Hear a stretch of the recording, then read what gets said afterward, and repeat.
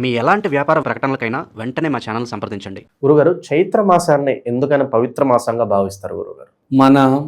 మనం సాంప్రదాయంలో మొదటి మాసం చైత్రమాసం. చైత్రమాసంలో నవమి నాడు శ్రీరామచంద్రుడు జన్మించాడు. అందుకని మనం చైత్రమాసాన్ని చాలా మంచి మాసంగా, చాలా గొప్ప మాసంగా తీసుకుంటాము. చైత్రమాసంలో మనము యాక్చువల్గా ఉగాది అనేది మొదటి రోజు మొదలు పెడతాము. అంటే చైత్రమాసం మొదటి రోజు ఉగాది, 9వ రోజు నవమి. ఆ రోజు శ్రీరామచంద్రుడు అయోధ్యలో జన్మించినందుకు మనం చైత్రమాసాన్ని చాలా చాలా గొప్ప మాసంగా భావిస్తాము.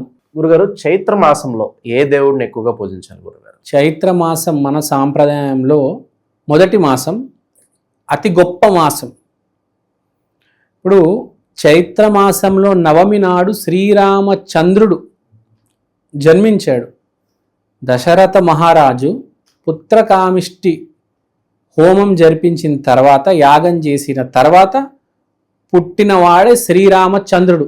4 పిల్లలు పుట్టారు, పెద్దవాడు శ్రీరామచంద్రుడు.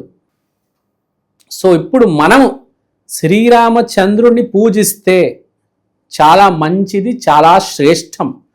శ్రీరామచంద్రుడి పుట్టినరోజు నవమి నాడు ఉపవాసం ఉండి దీపం వెలిగించి మంత్ర జపం చేస్తే చాలా మంచిది. అది కాకుండా ఆ రోజు మీరు కొన్ని స్వీట్స్ గుడి దగ్గర, రామాలయం దగ్గర ఎవరికైనా పంచేస్తే చాలా శ్రేష్టం, చాలా అద్భుతం.